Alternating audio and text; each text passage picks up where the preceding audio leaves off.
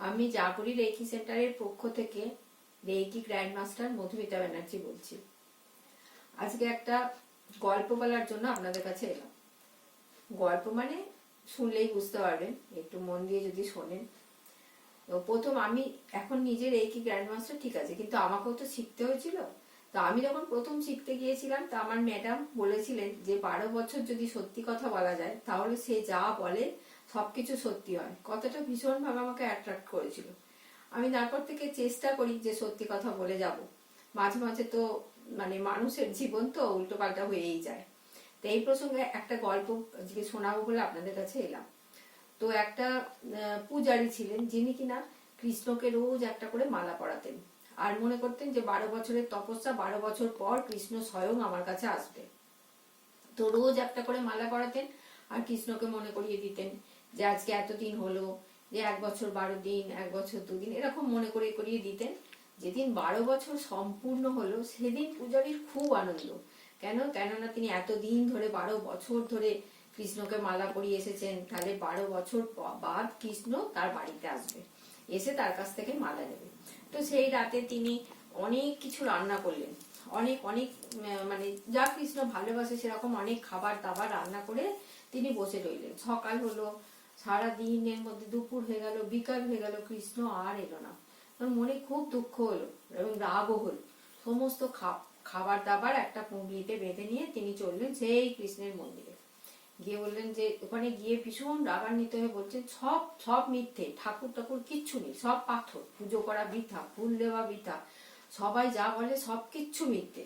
এই সময় যখন এরকম করে উনি চিৎকার করে বলছেন আর কাঁদছেন, তখন পিছন থেকে একটা ছেলে ডাকছে, বলছে এই যে শুনুন শুনুন, আপনি তো গরুর পাল নিয়ে আমি আসছি, আপনি দেখতে পাচ্ছেন না? আপনাকে তো গরুতে গুটিয়ে দেবে। বলছে দিক, গরুতে গুটিয়ে দিক, আমি মরে যাই, যাই হই হোক।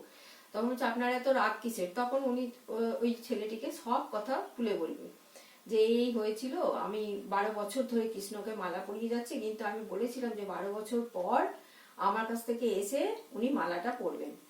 তখন ছেলেটি বলল যে কিন্তু সে এলো না, কৃষ্ণ আমার কাছে আসেনি, এ সবকিছু মিথ্যে, ঠাকুর কিচ্ছু নেই, সব পাথর, সব ভাঁওতাবাজি।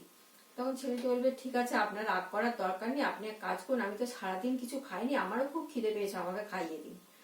তখন সে মানে বসে তখন ছেলেটা বলবে যে আমাকে আপনি নিজে হাতে করে খাইয়ে দিন আর আপনিও খান। তখন বসে ওরা দুজনে, ও খাইয়ে দিচ্ছে ছেলেটাকে আর নিজেও খাচ্ছে সেই পূজারী।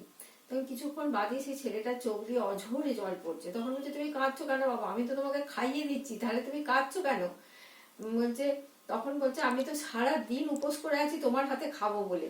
আমি কত ভক্ত আমাকে খাবার দিয়ে গেল, আমি কারো হাতে খাইনি, আমি শুধু তোমার জন্য বসে আছি, তুমি কখন আমাকে খাওয়াবে, তুমি কেন এখন আমাকে মালা দাওনি?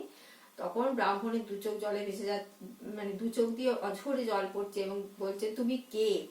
বলছে তুমি এখনো বুঝতে পারলে না আমি কে? আমি তোমার কাছে মালা চাইছি, তুমি রোজের আমাকে মালা দিয়ে যাও, সেই মালা পড়লে আমার মনে হয় তুমি আমাকে জড়িয়ে আছো, আজকে আমার মালা দাওনি কেন? এই হচ্ছে 12 বছরের গল্প। মানে ঈশ্বর স্বয়ং এসে ধরা দিলেন। তা আমরাও যদি একটুখানি সত্যি কথা বলতে পারি, আসল কথা হচ্ছে বিশ্বাস, বিশ্বাসে মিলায় বস্তু তর্কে বহুদূর। আমরা কোনো কিছুই মিথ্যে নয়, রেকি মিথ্যে নয়, অ্যাঞ্জেল মিথ্যে নয়, ঈশ্বর মিথ্যে নয়। একটা কথা আছে জানেন তো, war science is stopped, super science is started. যেখানে মানে বিজ্ঞান স্তব্ধ হয়ে যাচ্ছে, বিজ্ঞান যখন উত্তর দিতে পারে না, সেখান থেকে অলৌকিকতা শুরু। অতএব সব কিছুই আছে, শুধু মন থেকে বিশ্বাস করতে হয়, জানতে হয়। নিজের মনকে ঠিক করুন, মেডিটেশন করুন, জানুন, একটুখানি সময় দিন। অনেকেই তো এই ধরনের ভিডিও ভালোবাসেন, আধ্যাত্মিকতা ভালোবাসেন, তাদের জন্য এই গল্পটা বলা। যাদের ভালো লাগবে না তারা স্কিপ করে যাবেন। সবাই ভালো থাকুন, সুস্থ থাকুন। আর এতক্ষণ ধৈর্য ধরে শোনার জন্য সবাইকে অশেষ অশেষ ধন্যবাদ। থ্যাংক ইউ ইউনিভার্স, আপনাদেরকে অনেক অনেক থ্যাংক ইউ।